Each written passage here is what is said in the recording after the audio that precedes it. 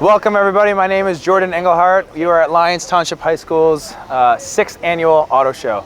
We're here with US Classic Muscle Cars, and they are taking some video for us. So they're going around interviewing people and just kind of getting the large scope of what today is all about, which is basically having fun, eating hot dogs, eating pizza, having some good caffeinated beverages, and just being in community with one another and all these awesome cars. So welcome, and if you guys have not had a chance to look around yet, you're gonna get a chance right now. So at Lyons Township High School, we do a lot of interesting things here. We have an automotive program called Lyons Township Car Care specifically, and we do everything from fabrication to general vehicle maintenance. That can literally be anything from building a twin turbo Lamborghini Aventador go-kart that's 7 feet long, which is in the shop behind us here, or it can be like our 1929 Model A that we're restoring from scratch. Or I had a kid build a wheelie bar over here for the back of his Honda Spree.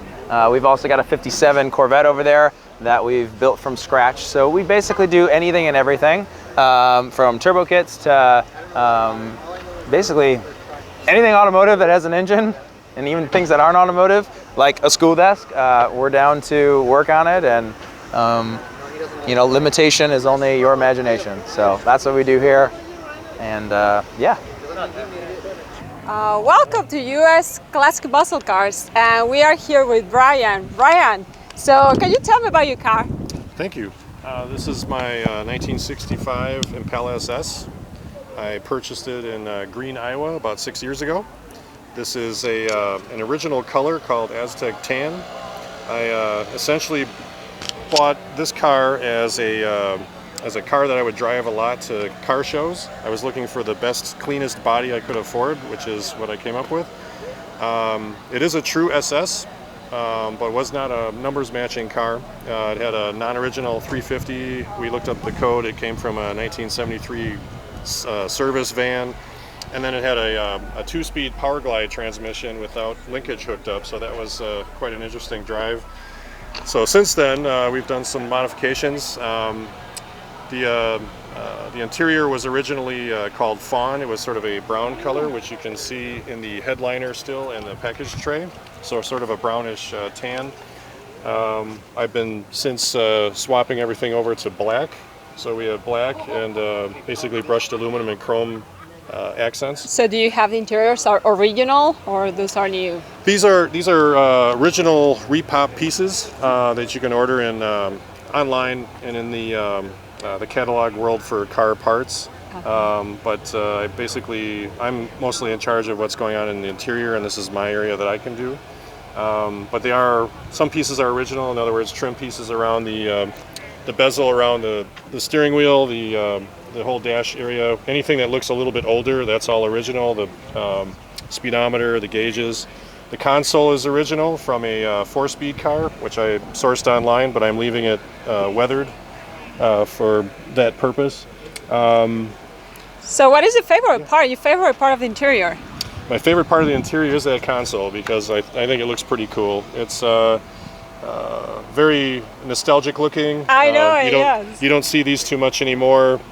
This vintage era has compartments in there for storage, which is kind of strange as compared to what we have today. But yes, it is. It's a great driving car. Yes, I see that. So, what do you have some plans for the interior? I mean, are you modifying something else, or what's your plan for? I have 2 teenage daughters who would really appreciate that I put a stereo system in there. So that's in the works. We're looking into that. Probably a vintage-looking stereo head unit with some more speakers and some subs, and fun stuff like that. So, can you show me now about the exterior? Can you show me a little bit on the motor part? And I mean, I'm curious to see how this looks inside. Sure. Yeah. To the motor, we are here. So as I mentioned, the original drivetrain was a non-original iron block 350 small block Chevy. What I've done is imported a what's called a GM L92 engine, which is the 6.2 liter all aluminum block and heads variety, similar to the LS3 engine that's found in modern Corvettes and Camaros. This one happened to come out of an Escalade. It's since been updated with all Corvette accessories, intake manifold, upgraded push rods and internal pieces such as lifters and so on. And it has a BTR Stage 3 cam, so it makes pretty good power. Behind it is a T56 6-speed manual from a 2002 Camaro.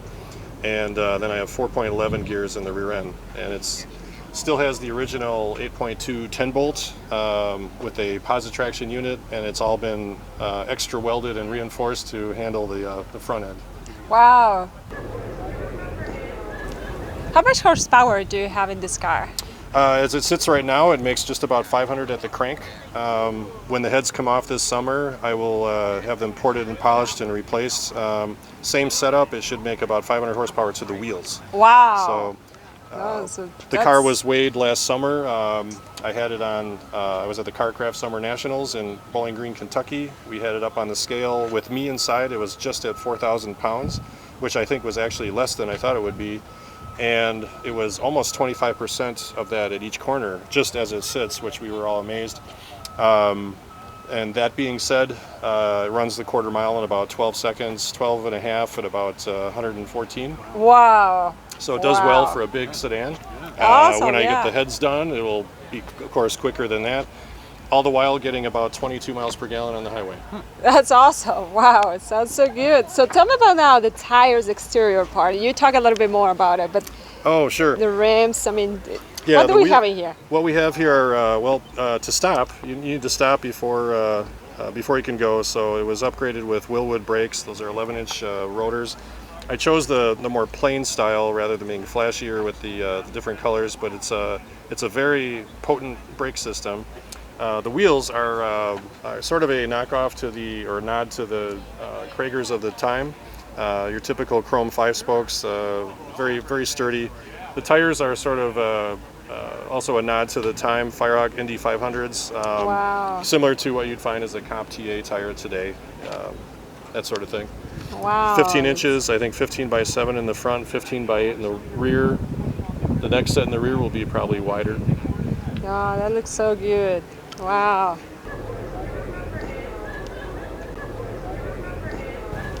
Oh yeah, so as we were talking, you were mentioning you did something to exhaust. So can you tell me about it? I mean, certainly. With the installation of the engine, we had to make it breathe. So air comes in through a cold air intake kit, and then the exhaust is 1 7/8" long tube headers, mated to true dual 3-inch exhaust all the way to the back, custom bent with an H pipe. And the reason I went that route is to make the engine sound more like a nostalgic big block, and that's what it does. I see. Wow. And where does the passion for this type of cars comes from? I mean, this is not my first Impala. I belong to a local club here in Illinois called the Herd, and I have personally owned a 1995 and a 96 Impala before, and the status, the type of car, the following suits me. I've always liked large cars anyway, and I was born in 1966. However, the 66 Impala was not as charming in the rear end as the 65 is. Yeah, so this is a beautiful car, right? It's the color, everything is so well maintained. So what is the future for your car? What are you thinking about it? I mean, you mentioned some interior changes you're going to make. Do you have any other plans on the motor? A few interior changes, as I mentioned, probably something with porting and polishing the heads, something different with the intake manifold, which could also turn into a supercharger, and then we'll push closer to maybe 700 horsepower, something like that. Something reasonable, drivable. Basically what's, I do enjoy the color. I do enjoy the minor flaws in, say, the bumpers and some of the trim pieces, because it kind of also demonstrates that it is a car that I do drive. Right. I still win trophies at car shows for appreciation of the driver category, if you will. Right, yeah. And it's just a very solid car. I would have no problems gassing it up and driving it to, say, California. Oh, is that right? Yeah, so you can drive it like a travel without a problem? Absolutely. I will go multiple states at a time, as long weather permitting, if it's cooler. I don't have air conditioning, so it gets a little warm on the warm days, but other than that, it's like today it's is perfect, right? It is. It's a fantastic day. Yeah, like, do you have an idea how much money have you invested in your car so far? I don't know if I have a question, right? I should be asked, but I'll talk in generalities because my wife might actually watch this. Somewhere between 25,000 and 50,000. Wow, that's such an investment. My advice to anyone though is if you're going to find a classic car, try and find the best body you can afford, and then all the rest can follow. Friends of mine who run body shops want to punch me for saying that, but if you find a clean body that was loved by someone, you will have no problems. This is 6-7 years later. This is a 10-year-old paint job. I think if someone would have cut corners, the rust would be coming through now. Right, so. Exactly. Well, this is a super well-maintained car, so yes, I'm enjoying just the look of it. So well, thank you so much, Ryan, for joining us. Well, thank you, Brian, and don't forget to subscribe to the channel in YouTube. It's US Classic Muscle Cars. Thank you for joining us. Thanks for watching the US Classic Muscle Cars. Please join us for our next video. Please subscribe.